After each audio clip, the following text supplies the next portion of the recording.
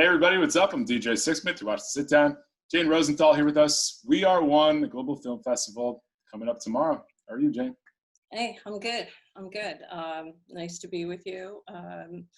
Crazy times, but excited for the Global Film Festival that will launch tomorrow.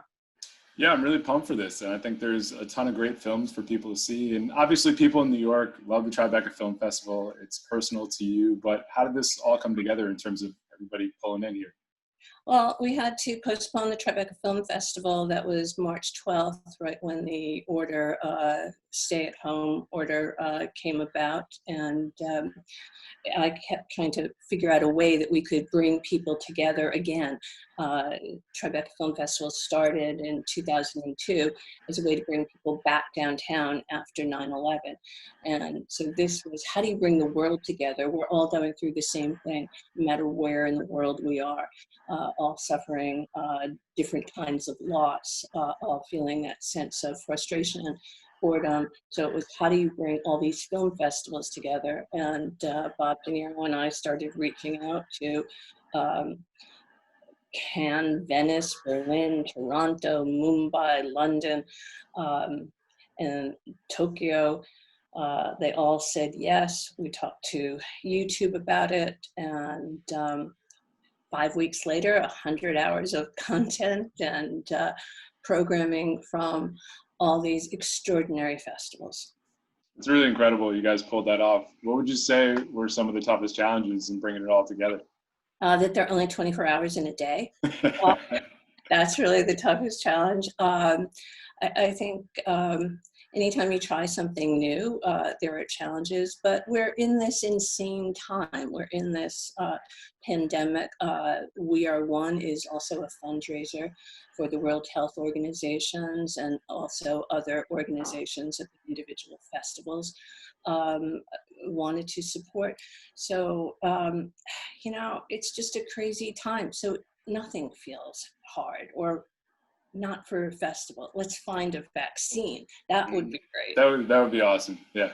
Our goal as a festival is to bring communities together and to entertain and to give people a glimpse of what goes on in these extraordinary festivals, some of which the public has never had the option of going to and seeing that peek behind the curtain from Cannes, or discover what goes on at Rotterdam and their culture, or Sarajevo. So we are truly a global film festival. I think that's one of the coolest things, because people obviously see these films a lot later, but for somebody like you immerse yourself in the film world, you understand the different cultures. Like, what do you think is most fascinating for people as they check out films from Cannes and from Venice and all these different parts of the world? I think what's most fascinating, doesn't make a difference what accent, what customs are, is that we're all the same. We all have the same kind of humanity. We might laugh at the same things or cry at the same things, and I think that brings us together just by how we all relate.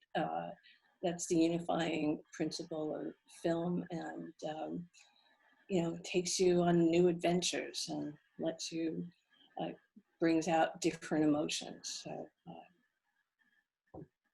when did you realize that the film world would be the world that you'd be pursuing for such a long time? Because you've worked on a bunch of great movies, but when did it really first start to, become a thing for you? I think when I was a little girl, I know this sounds really funny, but I remember watching Mary Poppins when I was, and she could travel. Okay, she was the first Superwoman. She was pretty dope. Let's put that out there. Okay, the original Mary Poppins. I loved the other one too, but the original with Julie Andrews, she could fly. She spoke languages. She had a bag of magic tricks. She had all this crazy animation. She was good to she had animal rights activism. She did everything. So that kind of made me feel like, that world was kind of magical. There were since other films too that have inspired me. Movies of Martin Scorsese, Federico Fellini, Federico Fellini. You know, there are just so many and filmmakers. Catherine Bigelow, who's working today, is extraordinary. There's a lot of really great people out there. And obviously Robert De Niro is somebody that you've worked with a lot, you are personal friends with. Why don't we wind it back? When did you guys first meet, and when did you realize this would be a fruitful personal and professional relationship? We first met years ago when Martin Scorsese, I was working with Martin Scorsese on the movie The Color of Money. I was an executive at Disney, and Marty thought I should meet his friend Bob, who was thinking of starting a production company in New York.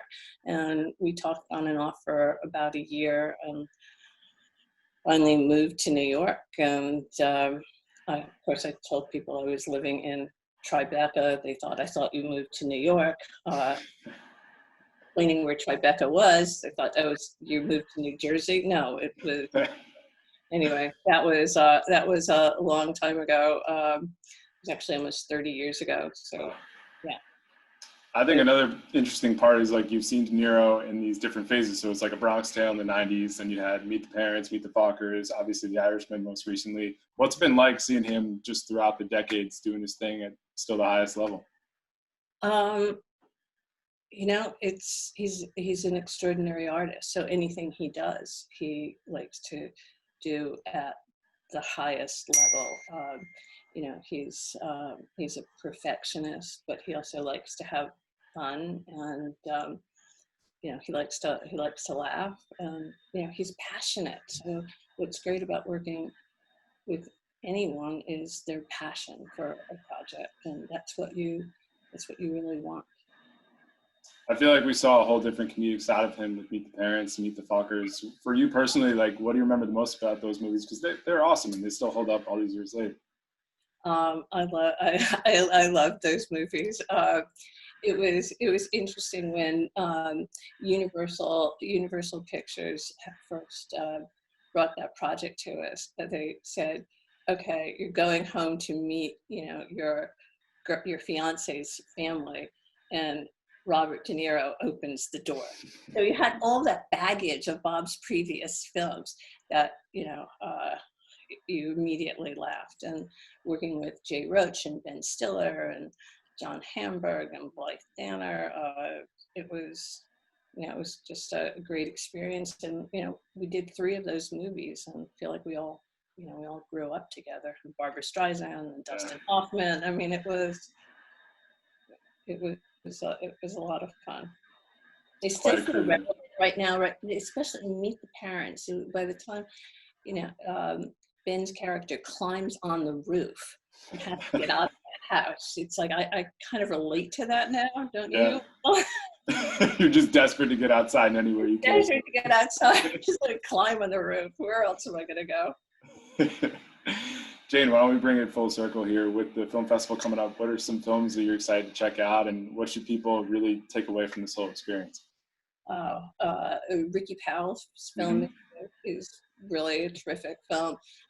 There's a film called Ibaliu that is that will be out about monkey repellers. There's amazing short films, stuff coming out of both Tokyo and Jerusalem. Just some real wonderful, creative, interesting films. And you know, I hope people just have fun with it. There'll be a lot of great talks. There's even some VR content and good documentaries, and you know, and help raise money for the World Health Organization too. Awesome. Jane, thanks so much for hanging out. Stay safe, and we'll talk to you down the road, all right? Thank you. You too. Bye.